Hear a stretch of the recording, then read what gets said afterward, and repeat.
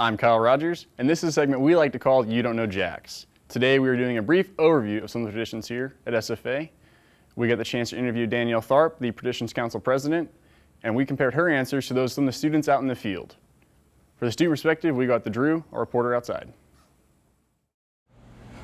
This is Drew Older here with SFA TV. I'm here with Colton and Abby. Colton, what do you know about the old Stone Fort Museum here on the SFA campus? I know nothing about the old Stone Fort Museum on SFA campus.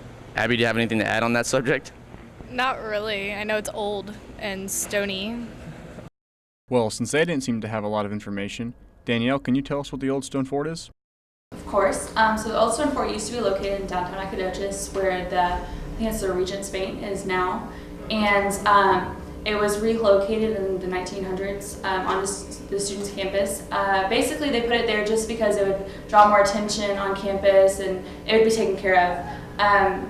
In its original form, it was owned by Felipe E. Barbo, and it was used as a brothel and a church and just a home and a general store. So it had multiple purposes, and it was actually torn down in a like a rebel type of thing, and a lot of the original stone that's on the building now was part of the original Stone Fort downtown.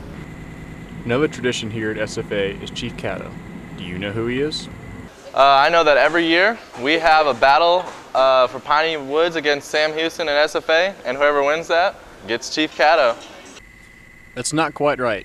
Danielle, can you tell us what Chief Caddo is? So Chief Caddo is a 7'6", 320-pound statue. It's the biggest trophy that's traded between two NCAA teams. It's traded between us and Natchitoches, Louisiana, Northwestern. And basically the story with that is that Chief Caddo had two sons, Nacogdoches and Natchitoches, and he couldn't decide who he wanted to give his tribe to. So he told each of his sons, he told Nacogdoches to walk 3 days west, and he told Natchitoches to walk 3 days east. And wherever they landed is where they would start their new tribes. And so obviously Nacogdoches landed in Nacogdoches, Texas, where SFA is, and then Natchitoches is where Northwestern is. So basically the two presidents of the university decided that they wanted to trade a trophy between, and the loser of the next year's team, or the next year's game, would have to cut down a tree from their campus, and then they both decided what it would look like and who carved it. It took, I think, over 300 hours for it to be carved, so it's pretty cool. We've had it for the past 2 years, and it's located in the athletic building. So. Let's go back to Drew Elder, who was asking students if they knew about Old Cotton. Emily, what can you tell us about Old Cotton? I don't know. You ever heard of Big Bang in the football games? Maybe. I think so. Perhaps? Maybe? I'm not really into football, so I like baseball. Oh, okay. I see you. Asking baseball questions?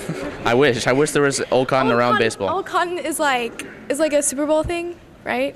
Actually, no, that's not quite right. Let's compare that response to Danielle's. Danielle, what is Old Cotton? It's a cannon that ROTC shoots off every time that we score a football game, or a football touchdown or whatever. And actually, I think 2 years ago we played Texas College, and I think the end score was like 96-0 or something like that, and we actually ran out of ammunition.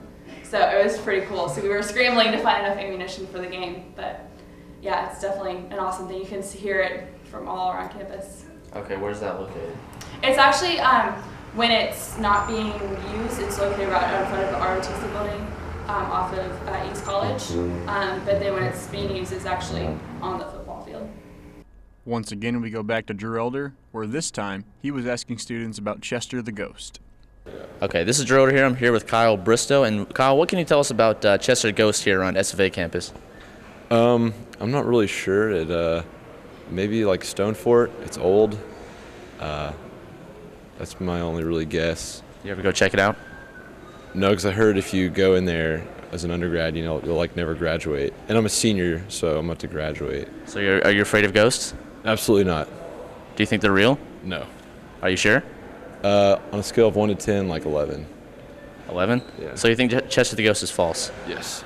Okay. Thanks. I appreciate it. On the subject of SFA traditions, what do you know about Chester the Ghost? Chester the Ghost lives in, I believe, the theater building. I'm not sure much about, I don't know much about how he got there, but I do know that's where he is located. For more information about the origin of Chester the Ghost, we go back to Danielle. So Chester was first seen in the play Tiny Alice, and there's actually a picture of the entire cast, and there's like this light circle over the cast, and so that's Chester. And so the story with that is Chester is actually the architect who built the Fine Arts Building. Well, he wasn't there when they laid the foundation, and so he came to see how his baby was doing, how his building was turning out, and they had actually laid the foundation backwards. And so apparently he died of a heart attack, and so Chester is his ghost that's still haunting the SFA Fine Arts Building. This is Kyle Rogers for NAC Edition. Play us off, too, guy.